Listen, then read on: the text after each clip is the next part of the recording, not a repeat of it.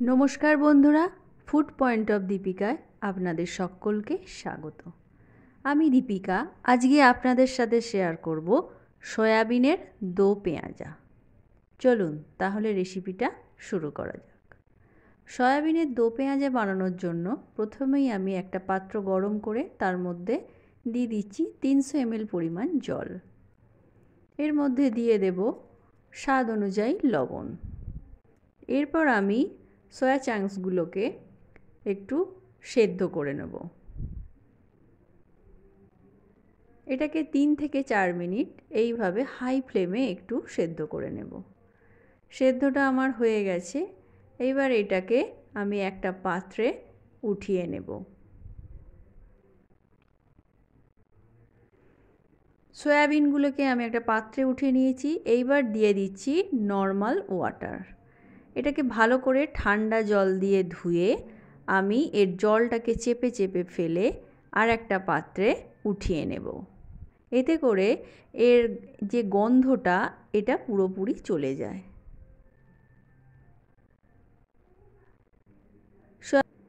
এইবার সয়াবিনটা আমি ম্যারিনেট করে নেব। এর মধ্যে দিয়ে দিলাম স্বাদ অনুযায়ী লবণ, দিয়ে দেব 4 ভাগের 1 ভাগ হলুদ গুঁড়ো, 4 ভাগের 1 ভাগ ধনে গুঁড়ো, 4 ভাগের 1 ভাগ জিরে গুঁড়ো,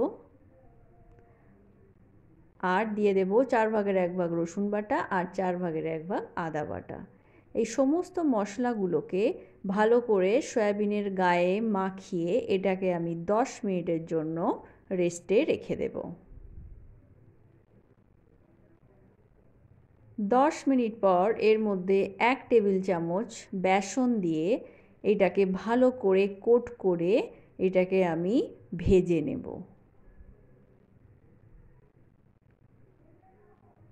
বেসনটা আমার লাগানো হয়ে গেছে। অপর দিকে আমি কড়ার মধ্যে 2 টেবিল চামচ সর্ষের তেল গরম করে নিয়েছি। এইবার কিছুটা পরিমাণ সয়াবিন আমি তেলের মধ্যে দিয়ে ভেজে নেব। হালকা লাল লাল করে আমি এটা ভেজে নিচ্ছি। সয়াবিনটা আমার ভাজা হয়ে গেছে। এইবার এটাকে তুলে নিচ্ছি। অপর দিকে একই কড়ার মধ্যে আরও 2 টেবিল চামচ সর্ষের তেল দিয়ে বাকি সয়াবিনের টুকরোগুলো আমি এইভাবে ভেজে নেব।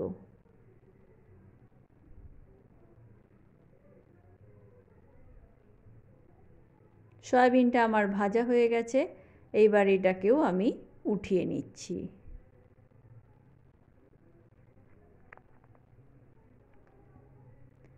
একই কড়ার মধ্যে আবার 2 টেবিল চামচ তেল দিয়ে আমি এখানে 4টে আলু 2 টুকরো করে কেটে নিয়েছি, সেইগুলোকে ভালো করে ভেজে নেব।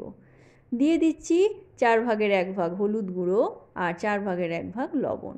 এই লবণ আর হলুদ মিশিয়ে আমি আলুটাকে লাল লাল করে ভেজে নেব। দেখুন আলুটা আমার ভাজা হয়ে গেছে। এইবার এটাকেও আমি উঠিয়ে নিচ্ছি। এবার এই একই তেলের মধ্যে দিয়ে দিচ্ছি একটা বড় সাইজের 2 টুকরো করে কেটে নেওয়া পেঁয়াজ। পেঁয়াজটাকে আমি এইভাবে পাপড়ি ছাড়িয়ে নিয়েছি। আর দিয়ে দিচ্ছি একটা বড় সাইজের কেটে রাখা ক্যাপসিকাম। পেঁয়াজ আর ক্যাপসিকামটাকে আমি ঠিক সমানভাবে কেটে নিয়েছি। এটাকে 2 থেকে 3 মিনিট হালকা করে ভেজে আমি তুলে নিচ্ছি। আরও 2 টেবিল চামচ তেল দিয়ে আমি দিয়ে দিচ্ছি একটা তেজপাতা আর কিছুটা গোটা গরম মশলা। গরম মশলাটা ফোড়ন দিয়ে একটু ভাজা ভাজা করে এর মধ্যে দিয়ে দেব একটা বড় সাইজের কুচি করে রাখা পেঁয়াজ। পেঁয়াজটাকে হালকা হাতে লাল লাল করে ভেজে নেব। দিয়ে দিচ্ছি খুব সামান্য লবণ, যাতে পেঁয়াজটা খুব তাড়াতাড়ি নরম হয়ে যায়। আর দিয়ে দেব হাফ টেবিল চামচ রসুন বাটা আর হাফ টেবিল চামচ আদা বাটা। পেঁয়াজ আদা রসুনটাকে খুব ভালো করে আমি কষিয়ে নেব যতক্ষণ না এর কাঁচা গন্ধটা চলে যায়। যেহেতু এখানে তেল খুব অল্প, তাই দিয়ে দিচ্ছি কিছুটা পরিমাণ জল, যাতে মশলাটা কড়ার মধ্যে লেগে না যায়। মশলাটা আমার সেদ্ধ হচ্ছে। এবার এর মধ্যে অ্যাড করে দিচ্ছি হাফ টেবিল চামচ ধনে গুঁড়ো, হাফ টেবিল চামচ জিরে গুঁড়ো, হাফ টেবিল চামচ কাশ্মীরি রেড চিলি পাউডার আর দিয়ে দিচ্ছি হাফ টেবিল চামচ হলুদ গুঁড়ো। দিয়ে দিচ্ছি একটা বড় সাইজের কেটে রাখা টমেটো। এই সমস্ত মশলাগুলোকে আমি খুব ভালো করে ভেজে নেব। দেখুন পেঁয়াজটা আমার একদম নরম হয়ে গেছে। এইবার এর মধ্যে অ্যাড করে দেব আগে থেকে ভেজে রাখা আলুর টুকরোগুলি। আলুগুলো দেওয়ার পর দিয়ে দিচ্ছি 4টে কুচি করে রাখা কাঁচা লঙ্কা। আপনারা ঝালটা আপনাদের পছন্দ মতো দিয়ে নেবেন। এইবার আলুটাকে ভালো করে কষিয়ে এর মধ্যে আমি সামান্য জল দিয়ে আলুটাকে আগে সেদ্ধ করে নেব। জলটা দেওয়ার পর খুব ভালো করে নাড়াচাড়া করে এটাকে ঢেকে আমি 5 মিনিট সেদ্ধ করে নেব।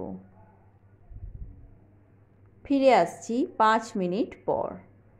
5 মিনিট পর একটু দেখে নেব আলুটা আমার ঠিকঠাক সেদ্ধ হয়েছে কিনা। জলটা অনেকটাই কমে গেছে। এইবার এর মধ্যে দিয়ে দিচ্ছি আগে থেকে ভেজে রাখা ভেজিটেবলস আর সয়াবিনের টুকরো।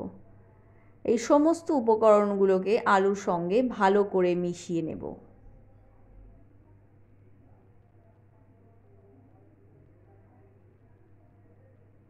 ভালো করে মেশানোর পর এর মধ্যে আরও কিছুটা পরিমাণ জল দিয়ে আরও মিনিট 5 মতো লো ফ্লেমে এটাকে আমি রান্না করে নেব। সয়াবিনটা যেহেতু আগে থেকেই সেদ্ধ করা আর ক্যাপসিকাম পেঁয়াজ বেশি সময় লাগে না। ফিরে আসছি 4 মিনিট পর।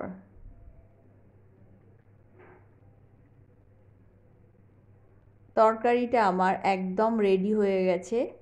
এইবার এর মধ্যে আমি দিয়ে দিচ্ছি হাফ টেবিল চামচ গরম মশলার গুঁড়ো। গরম মশলাটা দেওয়ার পর একটু ভালো করে নাড়াচাড়া করে এটাকে আমি পরিবেশন করে দেব।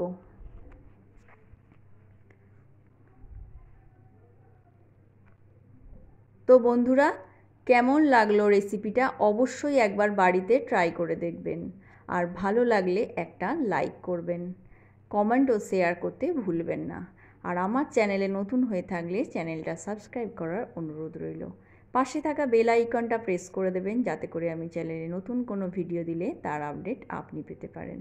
তো আজকের মতো এ পর্যন্তই। আবার দেখা হবে অন্য কোনো রেসিপি নিয়ে। ততক্ষণের জন্য নমস্কার।